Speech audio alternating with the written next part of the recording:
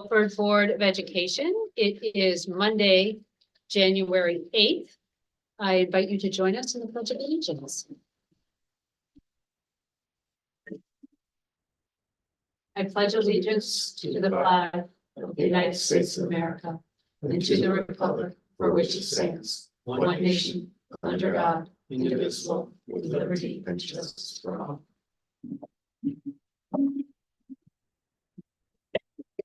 All right. Happy New Year to everybody. We're going to start here with action on the minutes from the December 11th, 2023 meeting. Is there a motion to approve those minutes? So moved. Second. Any corrections? Just first line. It's just Mrs. Rader and not Mr. Rader. Silly thing, but Very first page, first word. I'm sorry, I missed that. So the only thing, and I know we're going to talk about the calendar. Do we want to make a correction in these minutes to reflect the new calendar notes about the end calendar. date? yeah. I think we probably need to make it in the. Yeah, I think I Yeah. probably needed, right, because that was the document was in the front of you document. on that date, Yeah. so I think we need to draw everyone's attention to the question, corrections, and yeah. that is a good question. Anything else about December 11th meeting minutes? All right, we have a motion and a second. All those in favor? Aye. All right, I'm gonna, any in opposition, and then I'm gonna need to abstain. I was not here on December 11th, so. All right. Public comments for topics on the agenda. We actually don't have any of the public here tonight. Review and approval of expenditures for the month of December. Dr. Hirsch. The expenditures for the month were $6,128,757.98. That represented about 45.9% of the budget, which is almost the equivalent of 46% that we spent last year at the same time. So there's, it's a pretty straightforward budget this time with very little differences. Under purchase services, the budget was a little bit higher than last year, but that's because of the timing in which bills came in.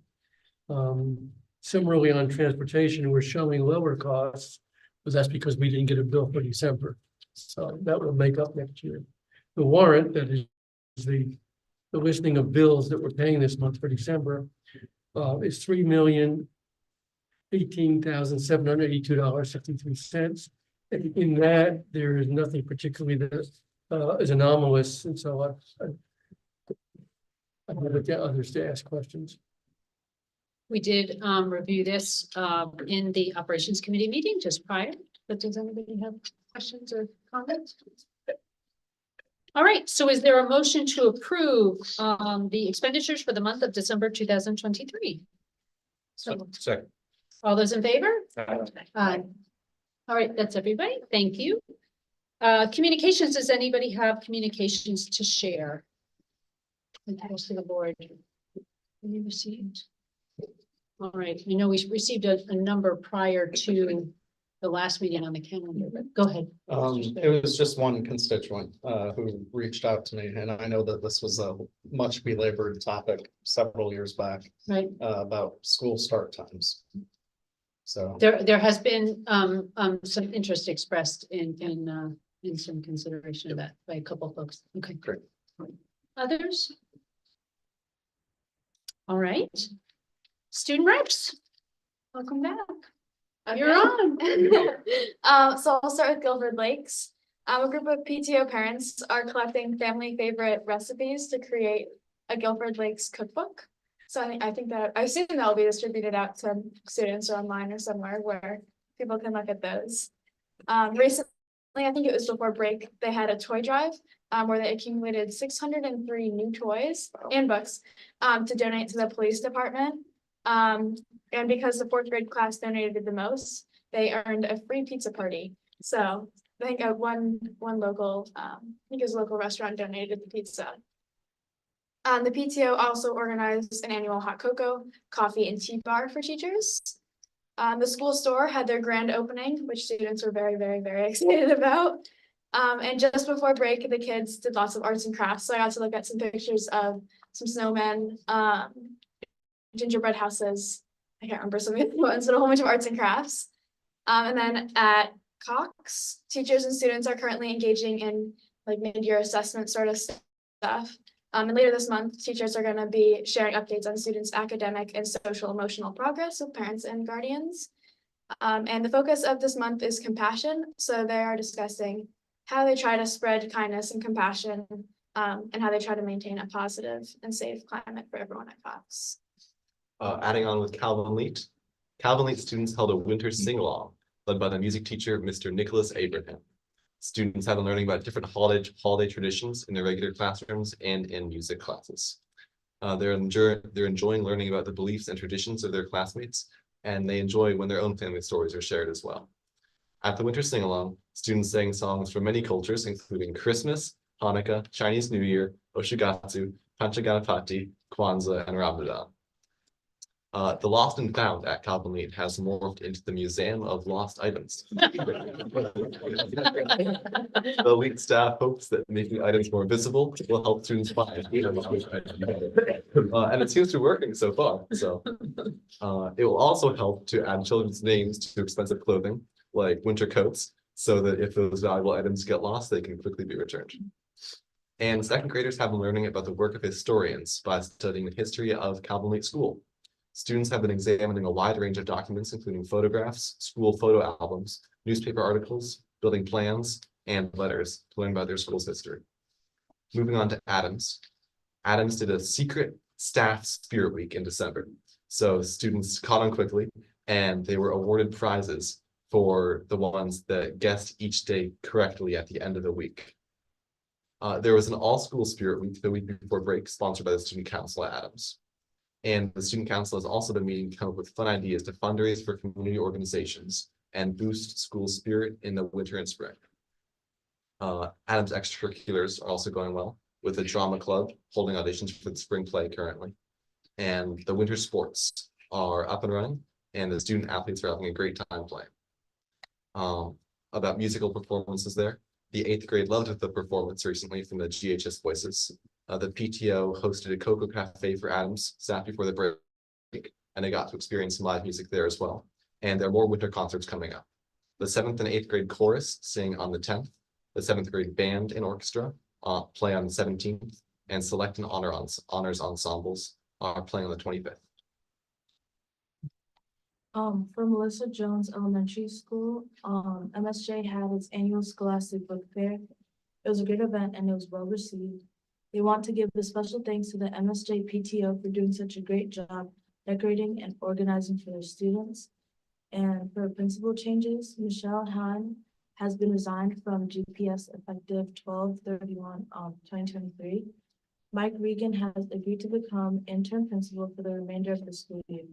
A thorough search is being conducted for a new principal, and the staff and faculty at MSJ thank Miss Han for her excellent service these past years. They look forward to working with Mr. Regan to make a smooth transition in leadership. And lastly, for MSJ special assemblies. Their school held 2 special assemblies in the week leading up to the holiday break to bring their students and staff. To bring their students and staff. On 12/20, they welcomed the GHS Voices Choir to perform a concert of holiday classics for the student body. And then on 12/23, all grade levels gathered in the gymnasium for a school-wide holiday sing-along. And next for Baldwin Middle School, they had Hats for Hope. The BMS Student Council sponsored their participation in Hats for Hope in December. Hats for Hope is a fundraising campaign to benefit the Tommy Fund for Childhood Cancer. On one Tuesday in December, all students and staff were invited to wear their favorite hat to school and to consider making a donation of $1 or more to the Tommy Fund. Baldwin was able to raise nearly $1,400 that day. And many thanks to the Student Council for raising awareness and for promoting the event. Secondly, belonging in Baldwin. The Community Builders Club has been planning their next Community Day to take place on Wednesday, January 17th. The student and the club work with their advisors to plan and implement a school assembly that focuses on the aspect of belonging.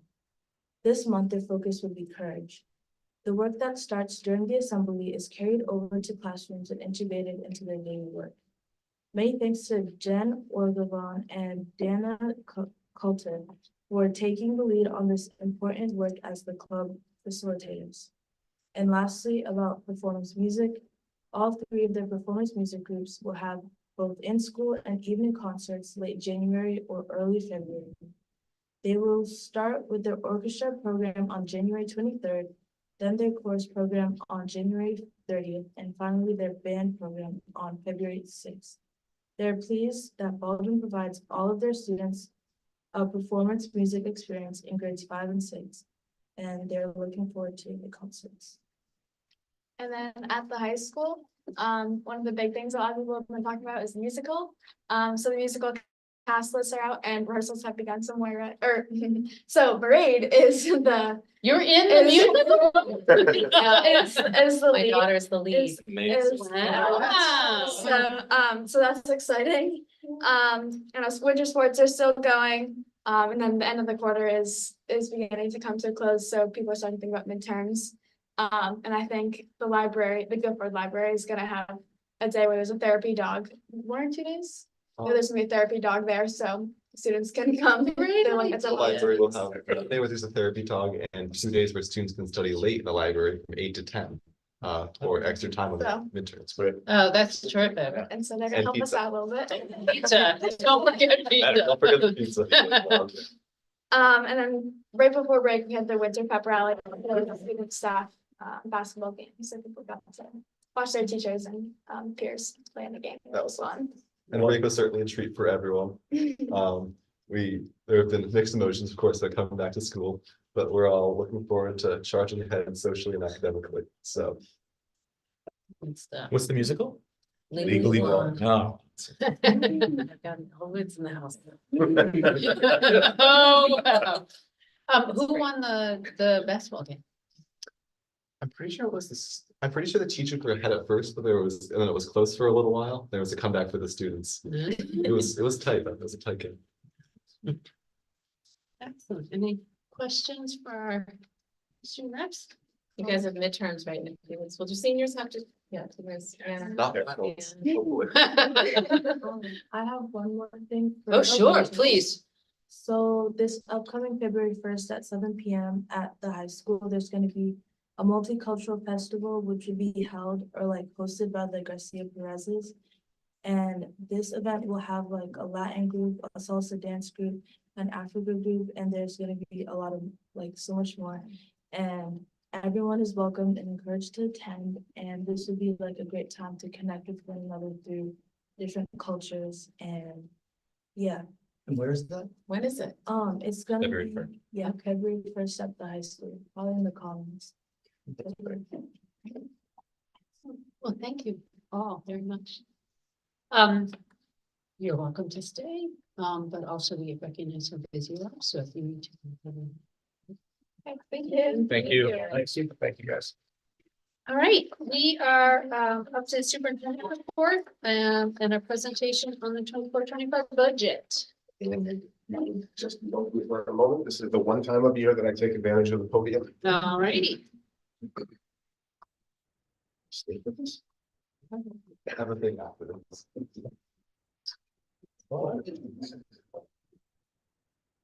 Thank you very much. This is the one presentation of the school year where I do take the opportunity to present to the board and to the community from the podium. I will ask for your forgiveness tonight. I have a cough drop in my mouth. I'm going to try to do this and not cough on the microphone and to make it through the presentation. This is a significant responsibility every year for the superintendent to bring a draft of the upcoming year's budget to you, the Board of Education. After we make this delivery to you tonight, this receive item, we then look forward to working with you over the next several weeks to finalize this budget into your Board of Education budget. We begin this work in mid-September. I want to specifically thank the principals, the area directors, and specifically the members of the business office, Jason Bowden and Linda Trudeau and Ashley McConey, for all of their work and effort that has gone into this budget presentation.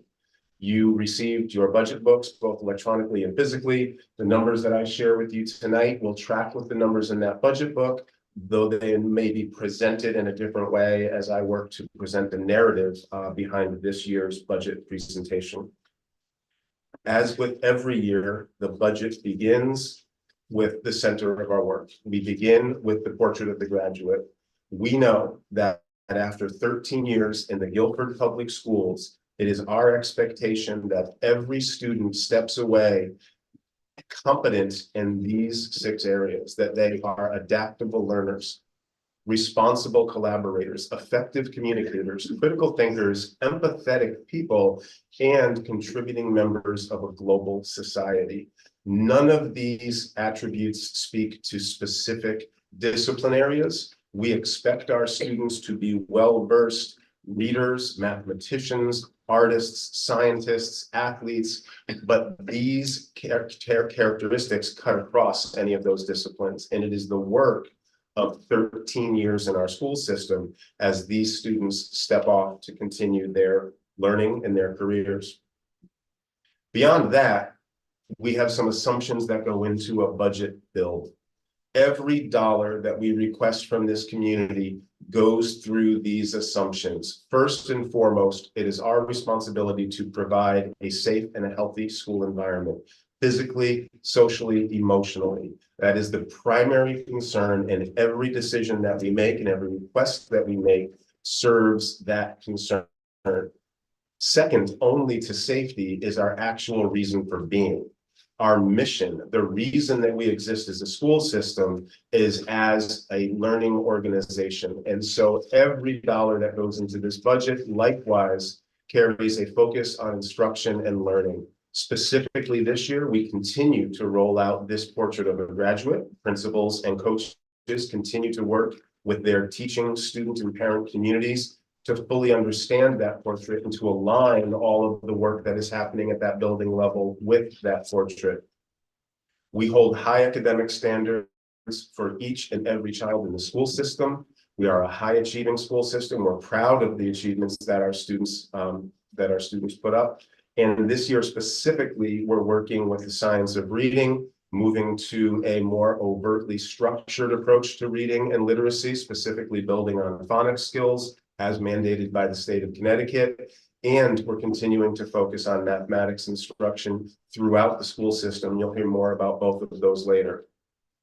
And we believe firmly that our students don't come to academic successes without knowing that they are socially, emotionally safe and supported in the school systems. And so both social and academic belonging underpin everything else that we do. And as I said, these aren't just instructional goals or social goals. This is the focus of the budget. We don't ask for resources without knowing that they will support these priorities.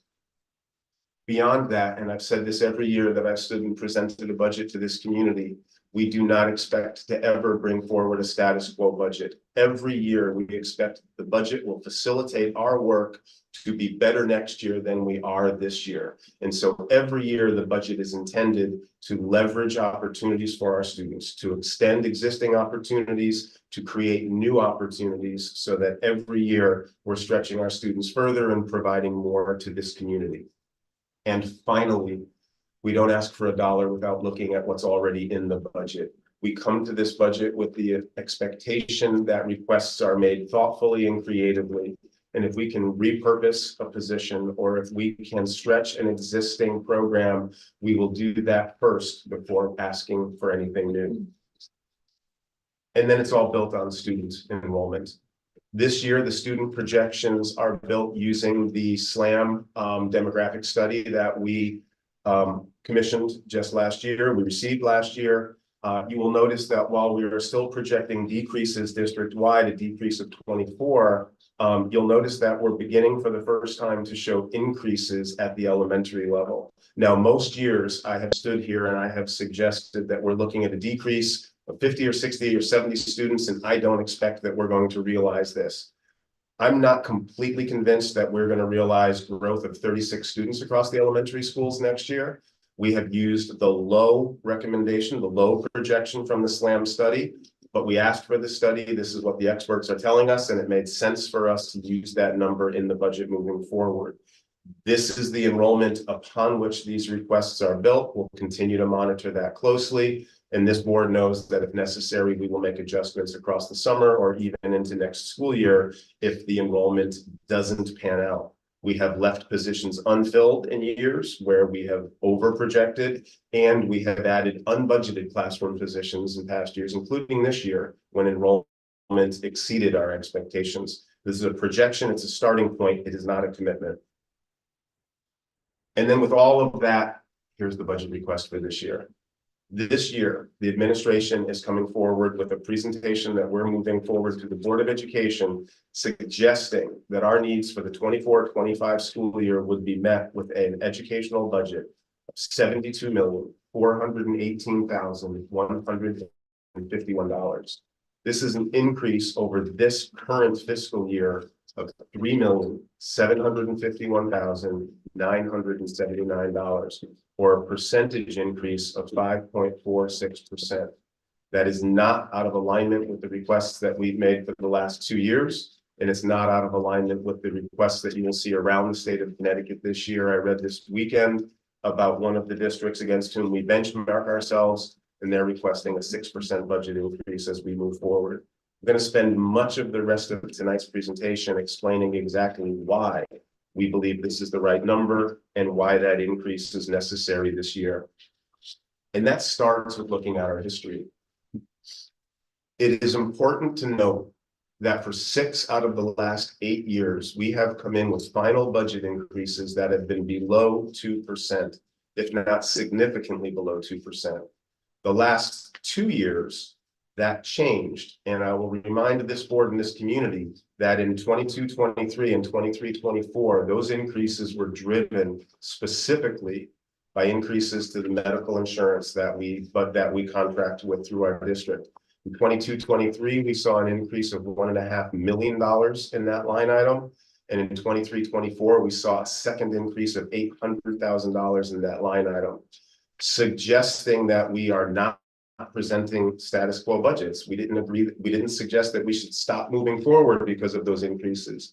But when those increases were folded into other initiatives, you saw those significant increases. This year is very much in alignment with those without that sort of medical increase. But we're making up for 2 years of modest requests around instructional improvement. And again, I'll talk about that more as we move forward. I mentioned under budget assumptions that we start by looking at the existing budget and finding ways to meet the needs or meet the requests with what we already have provided in our budget. This year, there are several such efficiencies that are being recognized in this budget. Special education spending continues to be a volatile area of spending, and it continues to be an increasing area of spending. I will point out special education costs and needs several times tonight. But we've spent 10 years working to build out local services that we provide in the Guilford Public Schools.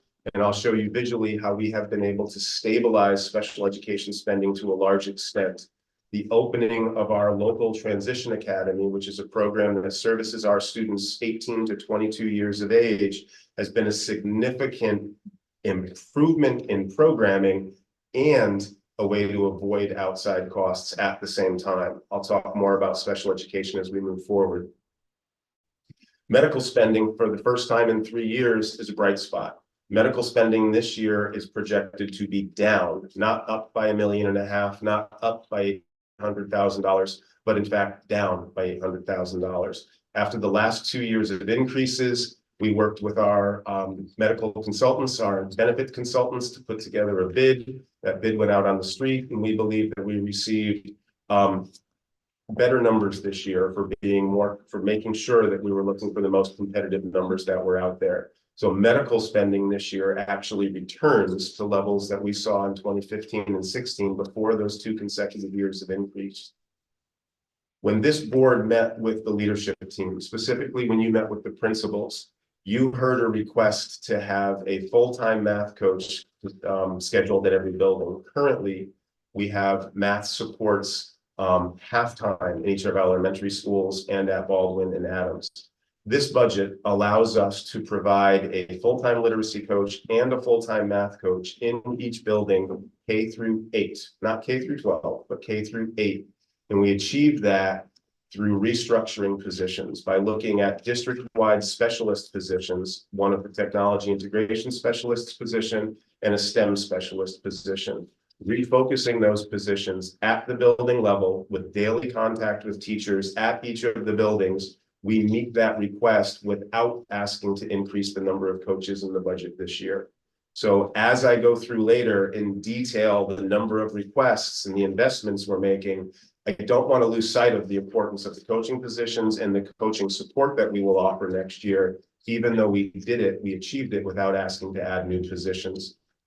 And finally, even though you will see increases, if you go to your budget books and if you look at the spending by location at each of the 7 buildings, you'll see increases at each of the 7 buildings, particularly driven in areas like textbooks, library books, periodicals, supplies, and materials. Even though those shows increases this year, our teachers and our principals continue to do yeoman's work, keeping those expenses down. I think I left the word frugal in there. We frugally manage the resources that we have at each building. We ask parents to participate by providing materials, and they deserve credit for helping to keep those increases down. To say a little more about each of these, I'm particularly fond of this visual. This shows special education spending back to school year 2010-2011. The blue line, or what here looks like the black line, is the budget for special education. And you will see that it looks like a roller coaster. And it particularly looked like a roller coaster 6 or 7 years ago, where it was up one year and down the next. It is volatile, it's changeable, it is difficult to predict.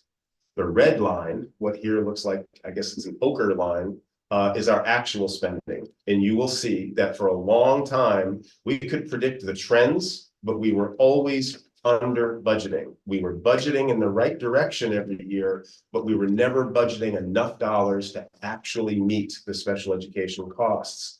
You'll note that that trend began to change in school year 19-20, when we began to close the gap. And in fact, we ran 4 years of actual spending from school year 18-19 to school year 21-22, where special education spending was significantly flat. You saw an increase in the last school year, and you see that there's a projected increase coming for this school year. We continue to see increasing needs in special education services. I will detail that out more for you as we move forward. As we continue to build more in-district programming, we need to then bring in specialized support. Transportation is increasing both for regular education and specifically for special education students. And this year, with a changing mandate at the state level, where we are now responsible for all of our students, either through graduation or through the entire school year in which they turn 22 years old, that is a significant change for us. And you'll see that increase is represented in the request at the end of this chart, where that tail begins to tick up again. I also mentioned medical spending, and I'd like to show that to you here. So again, to note, in 21-22, we were spending $8.5 million on medical benefits for our employees. Remember, we employ approximately 800 employees part-time and full-time here in Guilford Public Schools. That jumped in 1 year from 8.5 to 10 million, and then the following year back up to up again to 10.8 million. This year, I believe, because of putting out a bid and being a little more aggressive with our providers, as well as some more positive experience locally, we're seeing a $10 million budget request for this year. Takes us back to roughly where we were in 15-16. Those dollars are being folded into the instructional investments that we deferred for the last 2 years in making those medical payments. And again, I'll show you more of that as we continue through this presentation. And that starts here. Every year, there are what we identify as non-discretionary increases. This year, like everybody else, the school district has been impacted by inflation. This year, the school system has been impacted by teacher shortages, substitute shortages. We've seen costs increase in a number of areas. Every year, as we pull together the draft, I look to the budget to see what's driving the number this year. And this year, I pulled out 6 items. The largest increase this year, as it should be, is in salaries. We have been wrestling with the teacher shortage for several years now, and for a long time, Guilford appeared to be insulated from that teacher shortage. We're not insulated from that teacher shortage. The last 2 years were the first time in my tenure where on the first day of school, I could not say that we had all certified positions filled. We continue to struggle for the last 3 years to find world language teachers for an elementary program that we have been unable to staff over the last 2 years. This year is the first year of a new teacher contract that sees the most significant increases in teacher salaries that we've seen in Guilford in my tenure. And that is the right thing to do, and the teachers in our district deserve those salaries. We also need to provide those salaries if we want to stay competitive. This board knows that we've seen veteran teachers leave to go to other communities and other districts. Sometimes that happens because there's opportunities that are closer to home that cut the commute down. Sometimes that happens because other districts are outpaying us or even offering signing bonuses. If we intend to remain competitive and hire the best teachers in the state into our school system, then we will see salary increases. This also includes some of the driving forces of the substitute shortage. When we don't have the availability to bring in a substitute or to hire to cover a class for a long-term substitute, we're paying additional dollars to have our existing certified staff cover the classes for a day or a lunch period, or for 6 or 8 weeks while a colleague is out and we can't find substitutes. That all is adding to the salary increase that we see here. 2 years ago, when I put up this slide, salaries were not the top cost driver. Medical expenses were. Last year, they were the top one, but barely. The salary increase just edged out the medical increase. This year, the medical increases don't appear on that slide at all. And that, again, is as it should be, and that is good news for us. If we're to invest money in the Guilford Public Schools, I'm happy to see it invested in our teaching staff. Salaries include not just teaching staff, but non-certified. These are all the salaries in the district, custodial, clerical, food service, everybody that we employ in the district, except for any new positions. And that's an important note. I will later show you another slide about discretionary increases, what I call the investments. I want to be very clear, there is no double counting happening. Any position that I show on that investment slide is not counted in this increase. This increase is simply to move forward every position that is in the budget today to next year, as well as providing support for coverage around substitutes in other areas.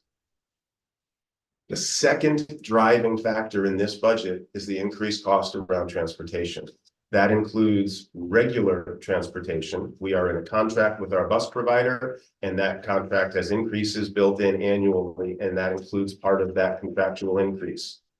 It additionally includes increased costs for special education transportation. We do not have an existing contract. Special education needs change year to year. The board knows that we bid those contracts out annually, and those costs are increasing, not just in Guilford, but around the state. And I'll also note it's the smallest of the 3 portions, but it's an important portion. There's also some increased dollars in this line for athletic transportation. We know that we have struggled in some areas around athletic transportation these last years. Much of that is due to driver shortages. So additional money may not solve the problem, but additional money will help us to solve the problem and open up some other opportunities for transportation that this year were not available. The tuition increase is tuition for special education students whose needs we do not meet in the local Guilford Public Schools. At times, we contract with outside providers to meet the needs of our individual students, as well as some smaller dollar amounts for things like magnet schools. These costs are increasing. The providers are increasing the costs. And even as we grow our in-district programs, we see growing needs for students to avail themselves of these outside services. Specifically, this number is impacted significantly this year by that changing state statute. Prior to this year, we were responsible to service our students to their 22nd birthday, at which point DMS would pick up those costs. Moving forward with next year's budget, we will now need to provide those services through the end of the school year in which a student turns 22, and that represents a significant portion of that increased cost. Contracted services covers a variety of things, but in large part, these are often specialized services that we are bringing into our school system. So it might be outside school psychologists, behavioral specialists that we are bringing in to work with our staff and our students who we do keep in district, and those costs are increasing this year. Software costs, to some degree, this is simply inflation that you're seeing, but a significant portion of this is upgrades to our security software. We've talked with the board about how we are expanding our security. We are increasing the number of cameras. We're looking at how we use cameras, and we're bringing in software supports to make our schools safer. And then while it's not a significantly large number compared to the other ones, cost of electricity is increasing this year, and that is a significant cost. There are a number of other cost increases that fall below the $50,000 mark, but these 6 items alone represent an increase of $2.6 million. If this budget asked for nothing else other than meeting these cost increases, you'd be seeing an increase of 3.7%. So I've already mentioned that the entire budget is going up by $3.7 million. 2.6 of it sits in these 6 bullets. And we would again define these as non-discretionary increases. This is the cost of doing business, 3.7%. If we want to extend our services, if we want to go beyond status quo, then we need to begin looking at investing in the programming. And that's when we move to this slide. There's a lot more than 6 bullets here. There's a lot that we intend to put into, and I want to ask you to not gasp until I get to the bottom line, because while there's a lot more items here, it's a much smaller bottom line. And again, I want to bring you back to the history of increases that I showed in that band of 6 years that we highlighted in blue, where our increases were 2% or lower, and 2 years where we were really thoughtful and really modest about instructional investments because we needed to offset, not exacerbate, the medical increases that we needed to absorb. This year, we are saying unapologetically that there are instructional investments that need to be made in the system. Now, the first 4 teaching positions, and these are broken up. The first chunk are certified teaching positions. The second chunk are non-certified positions. And then the last 2 bullets represent ancillary, more miscellaneous spends that are neither one would represent FTE or full-time teaching or full-time employment investments. The first 4 teaching positions that you see on this slide are already existing in the budget today, or in the district today. These 4 teaching positions are working in the district today, and it's why you see such a specific number associated with each of those positions. To continue those positions moving forward, it's our responsibility to move them into the budget. Should we choose not to move these into the budget, that is literally going to be a reduction in service. That would be a position that we eliminate. This year, you know that we built last year's budget projecting 10 kindergarten sections, but we opened with 13. We added a kindergarten section at Lakes, and to continue those class sizes into grade 1, we need to now build that teaching position into the budget. We additionally added a special education position at Baldwin Middle School after the year opened because we recognized there were greater needs there. And again, if we don't continue that position moving forward, we would remove that position and other special education teachers would pick up the service of those students, increasing their caseloads. The next 2 positions we've been talking about for 3 years now. The district-wide social worker and school psychologist position were paid for initially with ESSER funds. We have gone beyond the ESSER limit. We are now pulling those 2 positions forward. We have applied for 2 rounds of statewide mental health grants, and we did not land either of those grants to pay for these positions. At this point, there is no further grant funding, and if we want to continue these 2 positions, we again need to build these into the budget moving forward. Additionally, beyond what's already existing in the teaching ranks, The district knows that this year we are revising the health and PE curricula. There will be more health expectations. We are suggesting that we would extend a current health position of 0.8 at the high school to a full 1.0 position that would allow us to meet the demands of the new curricula once it is completed. You heard Principal Mullen speak about extending the elective opportunities at Adams Middle School. 2 years ago, I believe, we added an additional technology position at Adams Middle School. Dr. Mullen has plans to extend the music offerings to provide more opportunity and more variety in the music offerings, and those will be done with existing music staff at Adams. And she is excited to bring forward a proposal to begin offering drama opportunities to begin dramatic study at Adams before coming to the high school. We know how well I just said East Line. It has been 14 years. We know what the Guilford Public Schools drama department at the high school looks like. This would be an opportunity to begin offering drama at Adams and to begin offering students at Adams the ability to choose electives in music, in drama, or in tech in ways that they don't currently have the opportunity to choose. We continue to see a demand for more school psychologist support, specifically at Lakes Elementary School, and we continue to see a need to increase special education staffing with another half-time position at Adams Middle School. I mentioned early on that those needs in special education are continuing to drive our choices. That represents 7.7 new teaching positions that we're talking about in this budget request. But this budget is more about non-certified positions than it is about certified positions, because in the next chunk of bullets, we talk about 13 non-certified positions that we're asking for. I also know that when you met with the principals this year and last year, you heard the principals talk about the importance of insulating teacher time and administrator time. With this teacher shortage, we have teachers covering for each other. That means they walk away from important planning and collaborative professional time to cover a colleague's classes. We have principals, particularly at the elementary level, who are covering classes when we can't find other positions to cover those periods. So while we're covering the emergent needs of the moment, we're failing to do the important work of learning and planning that continues to move us forward. These non-certified positions invest in those areas. This year, we have 6 safety monitor positions that have been provided to us by the town through ARPA dollars. These are additional adults in the building. At the high school, we've had hall monitor positions for a number of years. This year, we restructured the positions to be safety monitors, not hallway monitors. These are not armed positions. There are no armed employees of Guilford Public Schools, but they are in the buildings, walking the hallways, checking the perimeter, and being visible and present at student arrival, student dismissal, lunches, and recesses. That is a significant relief to a principal who knows that there's an absence among the lunch monitors today or among the recess monitors today.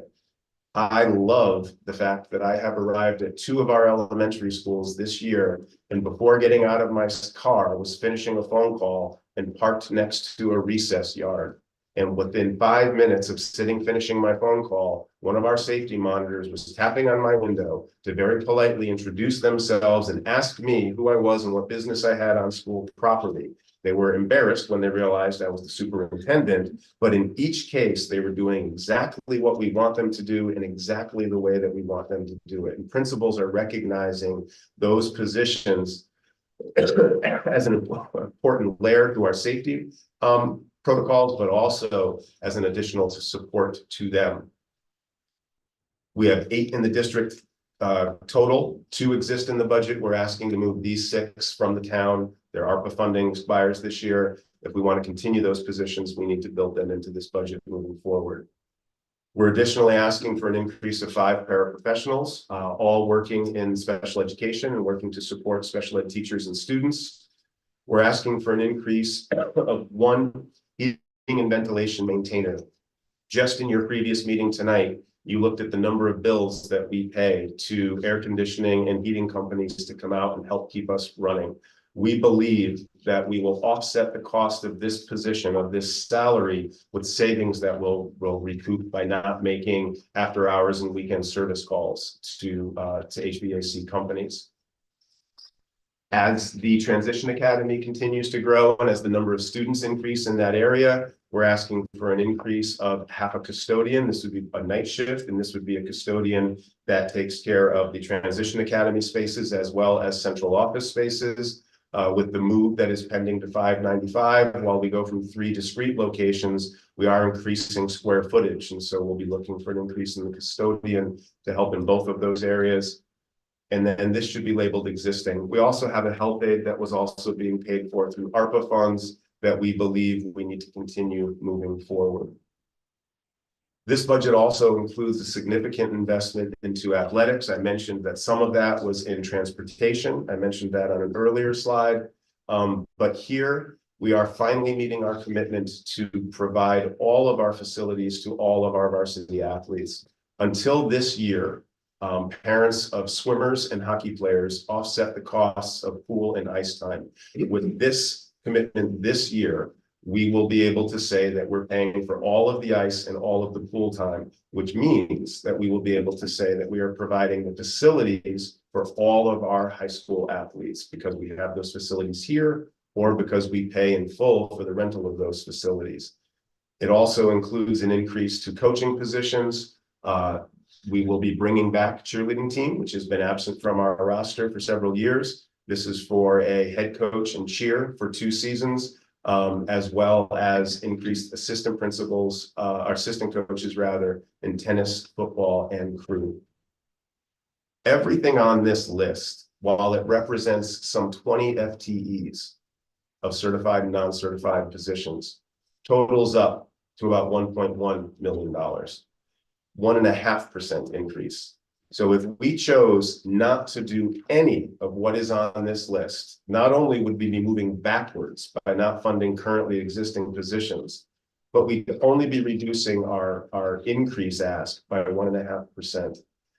Again, the last slide only had 6 bullets, but they totaled over $3 million. This slide has a lot of bullets, but it totals $1.1 million, or 1.5%. Of the increase that we're asking for in this budget request. When you look at where those full-time equivalents or those positions fall this year, I again want to note we're not asking for any administrative increases. There are no increases in the administrative ranks. There are increases in the teacher ranks, and I want to note while the last slide showed 7.7 increases, this budget also suggests the reduction of 2 existing positions. We will talk about this more in an upcoming meeting. I know that we've talked about it previously and there have been questions about it, but we've been unable to fill the world language positions at the elementary level. Last year, we could only fill 1 of 2 positions, and this year we were unable to fill either of those 2 positions. Dr. Goss has spent a lot of time talking with the elementary principals, with our world language department. We've looked at options like going online and offering Duolingo or doing it with non-certified positions. At this point, we are conceding that if we cannot do this well, we're better served reducing those positions, focusing on the specials at the elementary level that we can staff and that we do well, like art, which we increased just a few years ago, music and media and physical education. There are 6 increases in the paraclerical area. There is 1.5 increases in the custodial and maintenance area. And there's an increase of 6 in a new column. This year, we added the safety monitor column. So again, while we're asking for an increase of 5.7 certified positions, this budget represents an increase of 13.5 non-certified positions. Those positions are important to insulate teacher time, not just direct instructional time, but planning and learning time as well. And while we're not asking for an increase in administrative time, those non-certified positions help to insulate the administrative time to allow the existing administrators to be with teachers, with parents, and with students where they need to be, rather than covering duty positions. I also have showed this slide in the past, and I want to highlight this. This budget does show a decrease of 24 students. So that's a modest projected decrease. But we have been asked Why are we increasing the budget and why are we adding positions when we are decreasing enrollment? If you're down 24 positions, why isn't this a net decrease of 1 teaching position? Well, that's because the needs of students are changing and the way that we are approaching the needs of students are changing. Over the last 12 years, we have reduced classroom positions in this district. We have reduced positions in elementary classroom teachers. They're just now beginning to tick up again. We've reduced elementary world language. We were at 4 teachers 3 years ago. We're down to 2 now, and this budget suggests reducing those 2 as well. We've reduced middle school physical education, music, math positions, and we reduced 6 English language arts teachers at Adams just a few years ago. These budgets have been significantly reducing in classroom areas because we're following the enrollment. But at the same time, when I talked about those budget assumptions about taking opportunities to reduce as opportunities to invest in other places, we haven't just taken those as dollar savings. We've rolled those FTEs into other areas like full day kindergarten, expanding elementary art, growing the number of district-wide school psychologists and social workers, as well as special education teachers and instructional coaches. Those dollars aren't just being cut, they're being invested in other areas that support the way that we need to be meeting students' needs currently. And to show that a little more specifically, from 2017 to this budget request, we've increased the number of school psychologists by 3, the number of school social workers by a net of 2, and special education teachers by 8 over that time. We know that the needs are growing. We know that the needs are increasing, and we're investing in those needs. That's important, and we need to keep doing that if we want to keep growing and improving as a school system. Which leads me to the justification. Why are we asking for a 5.4% budget increase? Again, it goes back to the history. For 6 years, we kept budget increase below the cost of living increase. We worked really hard to really frugally manage every dollar and continue offering that high quality product. I'll show you the return on investment slide in just a few minutes. But year over year, those 6 years compounded and put us in a position where now, when new needs arise, there's nothing left in the budget that allows us to be creative, to reconfigure, to move. And then that has been impacted most recently by the teacher and substitute shortage. When we are now struggling to hire teachers who are coming and expecting 15 or 20 years of experience, when we have world language positions at the high school that aren't covered by an outside position, so we have to ask 2 of our teachers to work 120% of our contracts, those begin to impact those costs. The non-certified increases that I've mentioned are simply necessary. Those non-certified positions are the foundation of our system. They insulate the teachers and the principals. And if we don't fill those positions, we're going to be kidding ourselves that teachers are doing the important work, the long-term work that they should be doing, because they're going to be scurrying to cover every day and just get through the end of the day. And this is really important. We made these decisions very modestly for the last 2 school years because we needed to meet the demands of the non-discretionary medical increase. By not having that pressure this year, it allows us to finally bring these requests forward. And that means justifying and defending these requests when we bring them forward. And that's what we're doing here tonight. Simply said, I know this is a 3rd year of increase after 2 significant increases of 4% and 5, but this is simply no time to stop investing in our students. We cannot stop making the safety and security investments. Watch the news. We know we need to continue to invest in the safety and health and security of our students. We have growing special education needs, not just in Guilford, statewide, but we don't shy away from those. And we're not going to go back to under budgeting and then having to find those shortfalls elsewhere. And this budget is very responsive to a series of public hearings that this board has had over the last 2 years, where our athletic community has come out regularly, respectfully, and consistently to say that they want to see an investment, not just in what happens 7:30 to 2:30 here, but what happens 7 days a week after hours as well. And this budget responds to those requests. I want to take a moment to step away from the operational budget. We will return to it, but we also will have a capital request this year that moves forward. This capital request has 4 projects listed. So they're listed on this slide, both by size and I would suggest by priority. And if the board thinks that we need to make adjustments moving forward to this budget as well as to the operational budget, I would suggest that the Guilford Lakes tennis court, while it is cracked and beginning to be beyond its useful life, would be one that we might be able to stretch another year out of. On the other hand, you heard earlier Mr. Gurnham talk about the pipe replacement, ventilation, and oil tank project that is required at Melissa Jones. We are beginning to create leaks at Melissa Jones in the heating and ventilation system. Those pipes are original to the building when it was built. They need to be replaced. If we don't do this project soon, we will pay more later with maintenance calls. And so this is a significant project that needs to be done at Melissa Jones. Additionally, Mr. Gurnham and Mr. Mitchell are putting together a request for an infrastructure, a fiber and infrastructure project, capital project around our internet capabilities. Many of the upgrades that we've engaged in the last several years, particularly the communications and security upgrade that we just engaged in this year, everything puts more weight on our infrastructure, on our Wi-Fi system. The new copiers that we bought take more bandwidth than the ones that they replaced. Everything that we do is including more weight on that system. We need to ensure that that system is robust and will not fail. And so again, not waiting for an emergency, but being proactive, we need to do an infrastructure. And I would suggest it's the second highest priority on this list this year. And then at the elementary schools, we have worked with cell phone repeaters.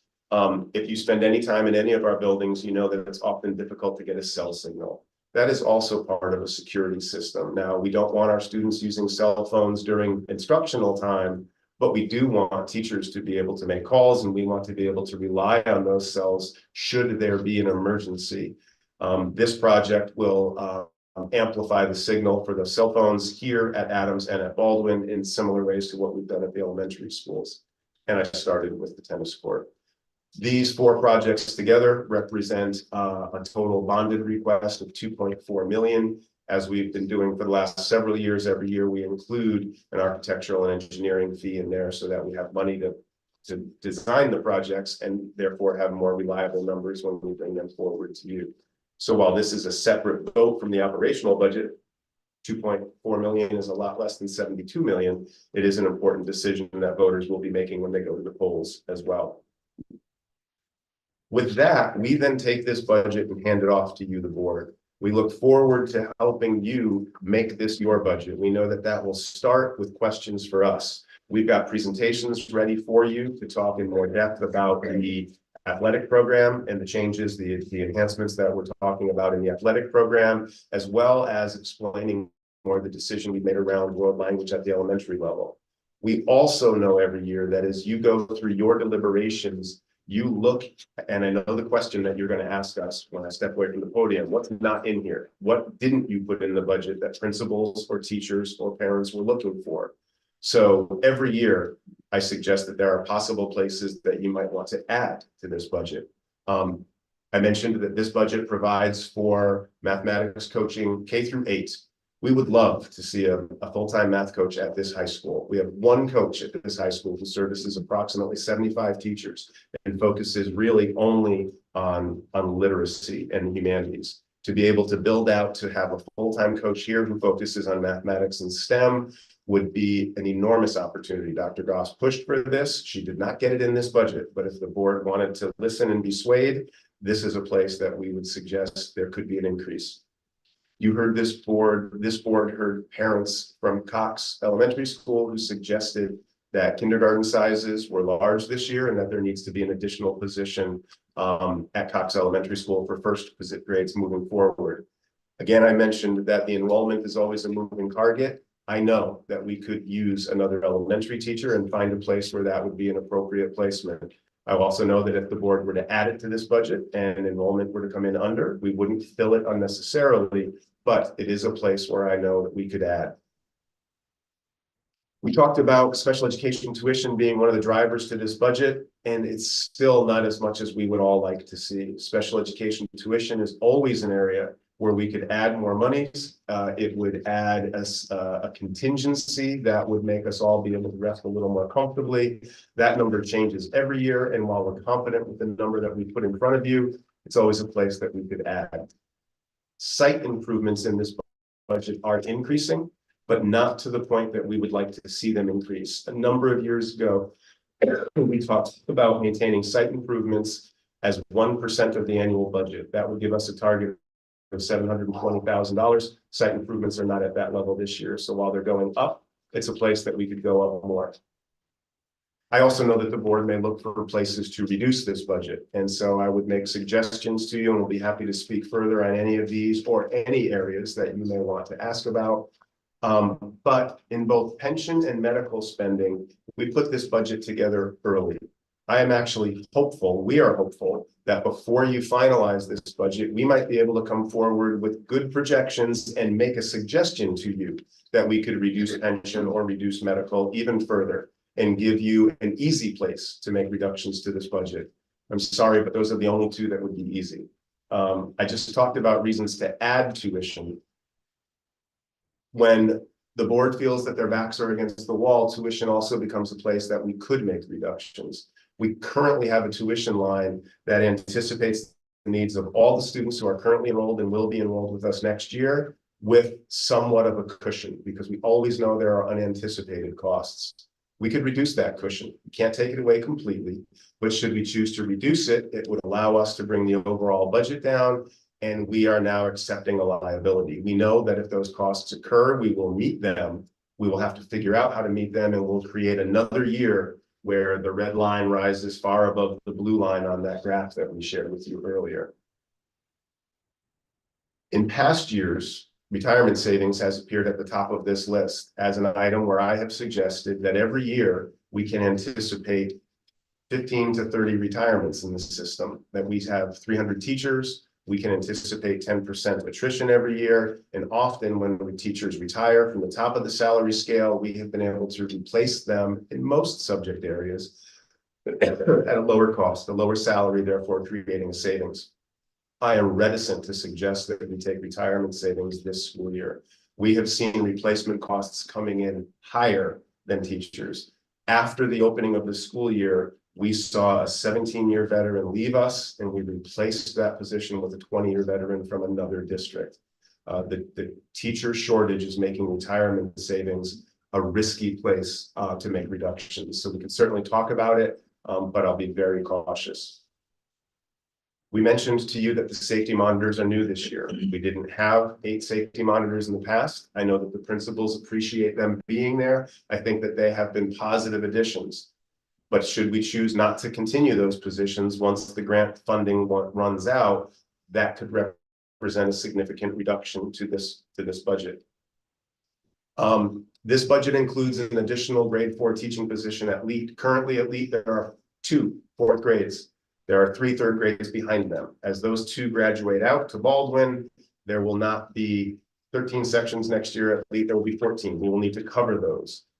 We could make a reduction. We could work with Mr. Seal. LEAT is the school with the smallest overall enrollment. And if necessary, if we were really making difficult decisions, you see how far we're getting down in the list here, we could make a teaching position reduction there. And I'm sure that we would find a way to minimize the impact of that reduction and stay within board recommended guidelines, if not comfortably so, at least within those guidelines. One of the requests this year is for an exciting expansion of opportunities and choices at Adams Middle School. We could defer that decision, or we could choose not to make that addition, and that would remove 1 teaching FTE from this position. And additionally, last year at this moment, we were also saying that we were going to pay for all the ice and water time, and we had a number of coaching positions. We could say to the athletic community that we'll take another bite this year, but we can't take the full bite. And if we reduced those investments, it would be ways to bring the budget down. The board knows that these are areas, but again, we will point you in directions that we think make sense. We will answer your questions about any of those choices that you feel we need to make going through our deliberations. And I'll just finish with this. This is the third year of a significant investment in the Guilford Public Schools that we are asking this community to make. We believe that that is a responsible ask because we believe that we are the best return on investment that anyone is going to see in this community or in school districts around the state. Guilford Public Schools simply continues to be a lighthouse school district. People are constantly reaching out to Guilford to ask us what we're doing. We have great relationships with surrounding school districts, with the local universities in the state, and our students achieve by any measure, whether it's the State Accountability Index, whether it's athletic performance, outside objective evaluations, standardized test scores, college placements particularly, or the arts or athletics communities. Our students do well. And if we want to continue that and to continue to be able to say that, we have to invest upfront. We cannot scrimp now and begin to see declines. And I showed the board a graphic that looked like this last year. When you chart our performance on the State Accountability Index, which is the most holistic member, the holistic number that the state provides for every school district versus our per student spending, you see what a return on investment Guilford Public Schools continues to be. We are the green star at the center of this chart. So when you look at who outperforms us on the State Accountability Index, there are 5 school districts in the state who significantly outperform us. Of those 5 districts, only 2 of them spend less than we spend. 3 of the districts outspend us significantly to see those results. We continue to do well. We continue to be invested in making this chart more impressive. Last year, I got to say there were only 4 dots that significantly outperformed us. This year, I have to acknowledge there are 5 because one of the districts that we benchmarked ourselves against made some significant improvement this year. We're looking to what they did and we're having conversations about how we will continue to do the same. Those are only the DERG A and B districts that are scored in the same way that we're scored. They're scored on the same 1,400 point scale against which we're scored. If we populated that chart with all the DERG A and B districts or all the districts in the state, you would see that 2 lower quadrants filled up with school districts and the top quadrants did not get any more populated than they are currently. We're really proud of what we provide. We're very proud of the fact that the Accountability Index, which is the most holistic measure, is the measure on which we do the best. And we are happy to talk more with you about this budget tonight and over the next several weeks as you make this your budget moving forward. And I Excellent. did cough all over the microphone. Get a coffee, Joe. Thank you. Thank you. Thank you. We did all receive our budget books. I don't know if anyone has questions for Dr. Freeman tonight, things that anyone wants to discuss, or rather just take some time to absorb. Dr. Balstraci, also worth reminding everybody that in the past, the shared question list has worked really well. Yes, And so if board members want to start funneling questions for right. Katie, to Yep. Jason and Linda and I, we will start getting those out with Perfect. rolling written answers that I think has worked really, really well. No, that's a great plan. I'll Go just ahead. start with a very simple question. Sure. Besides medical, where else did we see reductions? Not a lot of other places. Yeah. Medical was significant. Medical's down Yeah. $800,000. Potentially more. Yes, which was really, really good news because otherwise, right, every $720,000 is a percent. So as we knew what our investments were very likely to look like, we didn't know what the cost drivers were like. And so we could have been here tonight talking about a 6.6% budget if medical came in flat. If medical had come in with another increase like we've seen in the last 2 years, a third year of 600,000, that investment slide would have been 3 or 4 and we wouldn't have been happy or proud to present it. We're really excited about what we're able to present here tonight, which is in alignment with what we did for the last 2 years and what I think you're going to see from all around the state. Jason, Linda, is there anything else that were significant reductions? Nothing that was significant. There's some small areas that had minor decreases, but nothing significant. Other questions for now? All right, so again, the the Board of Ed has received our budget books. We now have the opportunity to dive in. We will, a couple of updates I want to make sure that the public is well aware of. So first of all, the Board of Ed will have a joint meeting with the Board of Finance on January 16th. We met with them in December. We're going to meet with them again this month. We do this every year. On January 22nd, Monday, January 22nd, and on Tuesday, January 23rd, 7:30 both nights. The Board of Ed will hold a public hearing on the budget in this room. We're in the Guilford High School Media Center Library, and it is the opportunity for the public to come to the Board of Ed and offer their comments on the budget.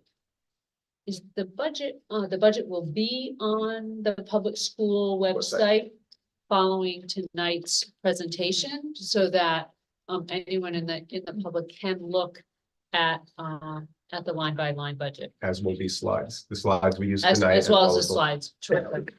The Board of Ed is going to hold a special meeting on Monday, February 5th.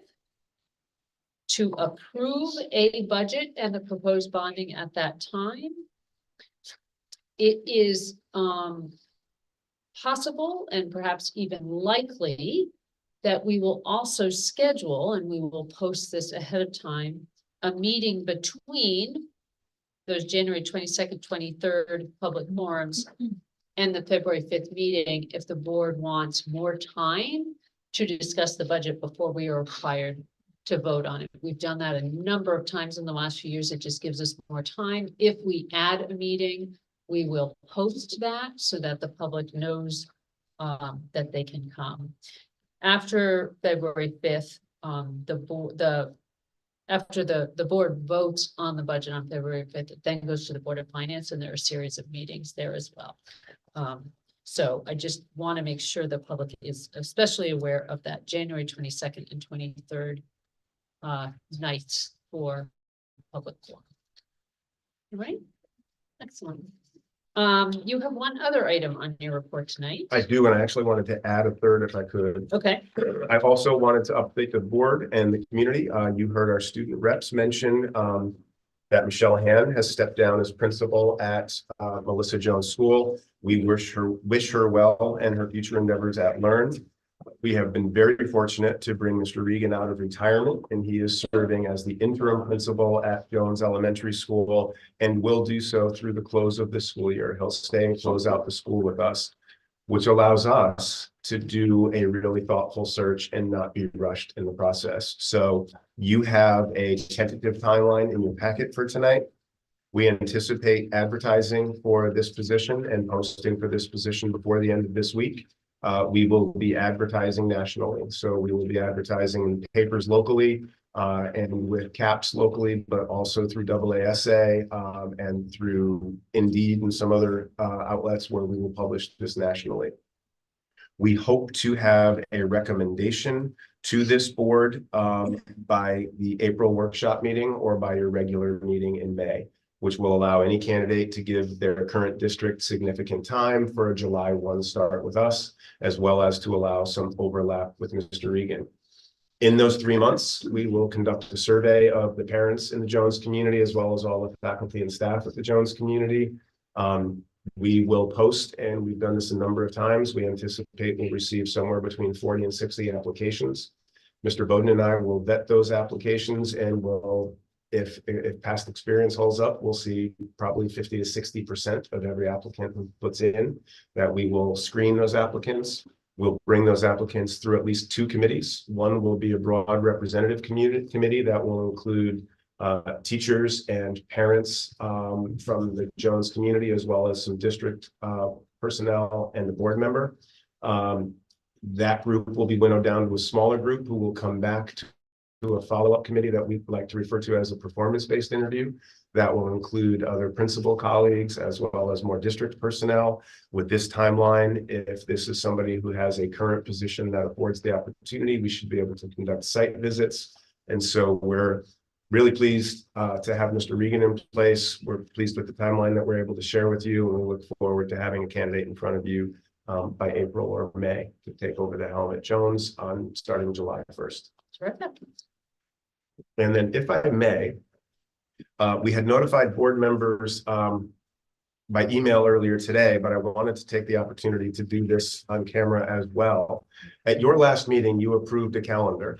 And we wanted to note that we uncovered a clerical error on the calendar. It happens to be a happy error. It's a fortunate error.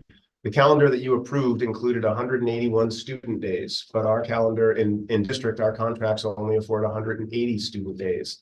So that means the last day of school for students on the calendar that you approved will no longer be Monday, June 16th. It moves back to Friday, June 13th. So other than being Friday the 13th, everything about that change is really good. So we wanted to make you aware of the change. I don't believe that it requires any action by the board, but if you wanted to vote on the changed calendar, you could certainly do so now. I don't think it's necessary. We will get information out and a corrected calendar out to the community and on the website, but we wanted to make you aware of it as soon as we discovered it. I'm just gonna voice my opinion that I don't think it requires a board vote, but I'll look around at my colleagues. I'm happy to hold a vote if anyone is concerned. The calendar choice, I was not able to attend our December 11th meeting. But I know that the crux of the difference between the two calendars was on a start date, and not the end date. I believe it was considered, at least in the discussion the prior month, that it was a little unfortunate that this calendar Yes. was ending on a Monday. So I think it's mostly good news. Yeah. It's certainly not bad news. Yeah. Okay. Great. Graduation. And I will note for the board that even should there be snow days and should the last day for students have to move to the following Monday, we will, under the new legislation, be able to lock in graduation, and graduation will now be on a Friday based on this calendar, even if the last day of school has to move because of snow days or other cancellations. Great. Now You can't do that till next year, but you can do it after the oh, first day of sorry, school I next do year. this, I thought it was like, oh, we already voted on the. We voted on graduation, this but year. we voted on this year's graduation. Yes, Too many days. it keeps changing. Too many days. Okay. So I'm getting a sense that my colleagues are all really. Yeah. Excellent. And that does conclude my report, and thank you. Thank you. All righty. Okay, so we're gonna go on to board agenda. 9.1 is to receive for possible action the 2024-25 preschool tuition rates. I know there was some discussion of this in the operations committee meeting. There was a proposal to increase the pre-K tuition by 10%. So that would be a 10% increase in the full day and a 10% increase in the half day, which would then total $7,248 for the 24-25 year for full day, and $3,325 a year for the 24-25 tuition for half day. I also understand there was some consideration in the meeting of possibly thinking about this. I'm interested in what the board wants to do with this. Do we want to vote on this tonight? After speaking with Mr. Scaziano a bit, I see no reason why we should wait. So Okay. I'll motion to approve. Actually, I thought we were waiting. Yeah, I to- thought that was to just do gonna it bring for up- public input. Okay. Just to Yeah, that's fair. even just for a month, just Yeah, to let that's fine. families know that they're gonna see. Give them a month. No rush, to right? give some There's no rush. Is there no rush? No, there's no reason that we have to decide tonight. I'm fine with that as well. Okay. All right. Take So back my motion. you're taking- Totally okay. Yeah. Robert's rules of orders allow you to do that, I think. There was no second. There was no Yeah. second, Either so, way. so Motion we're, denied. motion denied. All right, so, so then, the public knows that the Board of Ed is considering a 10% increase in pre-K tuition, both for the full day and half day portions. And we expect to be voting on this at our February meeting. All right, Act on recommendations from the policy committee. Moira, I think you may be Yeah. helping us through this, and Mrs. Peck Beck is can't not join us available tonight. here tonight, so she and these are action items, but I'm going to call out that 9.2.1, the policy 5118, attendance, truancy, and chronic absenteeism, and then 9.2.2 regulation 5118, attendance, truancy, and chronic absenteeism. We're gonna put a hold on that and do a little more work in terms of direction from the state around attendance. There's just been some questions around COVID and how parents document that and how it's excused versus unexcused with doctor's notes. And so the state is going to be providing additional guidance on that. So we felt it was prudent to hold off and get the correct language and hopefully encourage that to be a part of these policy regulations. So we will not act on those two items tonight. So then moving on to 9.2.3 is the policy 6310 graduation requirements, and we all have that in our packet. This is to act on, so we've talked about it in committee, we've talked about it here in the entire board. And it's really just calling out a few, just to reiterate a few changes in terms, we have 25 credit requirements for graduation in 3 cluster areas. And the first cluster is science, technology, engineering, and mathematics, so STEM. 9 credits there, and then our second cluster is humanities, where students have to achieve 11 credits. And within that, one of the requirements is being added for the students is financial literacy, a half a credit. And then cluster 3 is career and life skills, 4 credits. Just to explain that, so what now is happening is our mastery-based diploma assessment will go from 1 credit to a half credit to kind of balance that financial literacy requirement. And then there'll be a requirement for students to graduate to utilize the FAFSA form. But I want to explain, so if we jump into, we'll talk about it more in the regulation, but this is applying to students who are graduating in the year of 2027. So students through the year 24, 25, and 20. Current freshman. Yes, the current freshman class will have these requirements. Sophomores, juniors, and seniors will maintain the current standard requirements. And not have this financial literacy requirements. So that is the policy, pretty much in total. It's based on the Public Act 23-204, which made those changes. So we're just updating our policy to align with state statute. And in the weeds, Yeah. check if we're gonna be approving this tonight. Cluster 2, then the humanities becomes 11.5 credits, correct? Am I counting? We'll see the math. 4, 7, 8, 9, 10, 11. Yeah, it'd be Okay, 11. so we just You're need to- right. Mhm. Actually, Yeah, Is it, oh, sorry, not 3. I'm sorry, I'm reading it. So no, it's that's good catch. 11.5. okay. Okay. And you see the associated decrease under Yep, the yep. mastery-based diploma assessment. Yes, Yep. yeah, I But just that want to make needs to sure that change if to we're making a 11.5. change, we make them. 24, Thank you. 25. Okay. Do you want to go through the regulations I'll go- first, yeah, or should we and then we vote on? That's fine, if you want me just to, yeah, Whichever- let me go to the regulation really quick. Okay. Again, just explaining the credits and that, you know, this does not apply, the new updated credits for financial literacy and the mastery-based diploma shift will not apply to the next 3 classes, only for the freshman class, which graduates in 2027. And then as well as that FAFSA requirement, that's the federal application for financial aid, and they're just hoping that by encouraging students to complete this, it just helps them kind of get over that hurdle and considering higher education, and it gets them families familiar with it. I think that the other piece that's important in the regulation is around credits. And I'll just read this language. Credits earned prior to registration at Guilford High School in middle school in courses typically taught at the high school, at the public middle school or private middle school will be approved by the Connecticut State Department of Education. And in our case, it really focuses around mathematics. There are some kids in 8th grade at Adams who are taking high school level math. So they're actually going to come into the high school with that credit, which is great. And that was the big difference in terms of the regulation. Okay. And yeah, nothing else has really changed. And it's again, based on Public Act 23-204. All right, so question? Just a question on the wording, because I know we've gone over this over the last few meetings and we have discussed it applies to students who are currently freshmen now Mhm. graduating class of 2027. Yeah. But in the actual graduation requirements here, Yeah, it's actually pointing out so in the policy. Yeah. It's pointing out in order to graduate from Guilford High School, starting with class of 2024.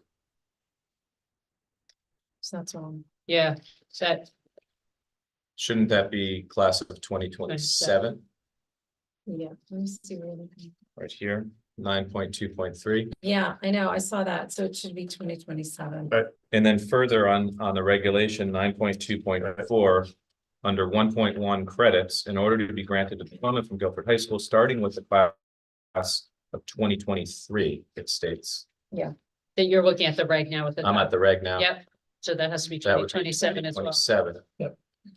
Yes. And while we're at it, on the first page of the regulation at the bottom, where it's in red, it says for the class of 2023. Yep. It should really read class of 2024, 25, and 26, correct? Because they're still maintaining, The old- Oh, at the very That's bottom correct. of the Yeah. first page of the reg, Yeah. right, should say Yeah, because That's a to be 20 explicit about it. 24, yeah. 25, Because then it and says- 26. Class is, Yeah, so this should, that's, I highlighted it before, I didn't bring it up, I apologize. No, no worries. okay, But thank you. great, so, Some dates that have to, yeah. Yeah. so then, just to summarize on the policy, on the first page, second paragraph, updating, it just says, starting with the class of 2027, and under cluster 2 humanities, total of 11.5 credits. So is there a motion to approve? Dr. Bell, Tracy, oh, you're sorry. doing the policy. I'm sorry, you're just doing the policy? Just doing the policy, Yep. sorry. Is there a motion to approve the policy? Some of it. Second. All those in favor? Aye. Aye. Okay, that's unanimous. And then in the accompanying regulation, in addition to the track changes that were already here, the very top, starting with the class of 2027, cluster 2 will be 11.5 credits. And then at the bottom, for the classes of 2024, 2025, and 2026, what follows? Yeah. Yeah. All right, So moved. there is a motion to approve the Second. changes. All in favor? Aye. Aye, that's unanimous as well. Thank you. All right, up to reports of committee. Does the policy committee have anything else to report No, tonight? Kristen didn't have anything in terms of their next agenda, so. Okay. Operations committee, anything to add? Anything to add? I think the two things worth pointing out is among a lot of facilities projects going on, we are just wrapping up our big security upgrades, as well as the locks here at Guilford High School. So very encouraging. Terrific. Curriculum instruction and assessment committee. Nothing new until the next meeting. All righty. Liaisons to town committees. Anyone Okay. have anything to report on? No. Learn board of directors, no. We are up to public comments. Is there anyone in the public who would like to address the board? All right. Any closing comments from board members or administrators? I don't think so. Wonderful. Then I will entertain a motion to adjourn, please. So moved. Second. All those in favor? Aye. Aye. Aye. Wonderful. Thank you so much for joining us tonight. Thank you.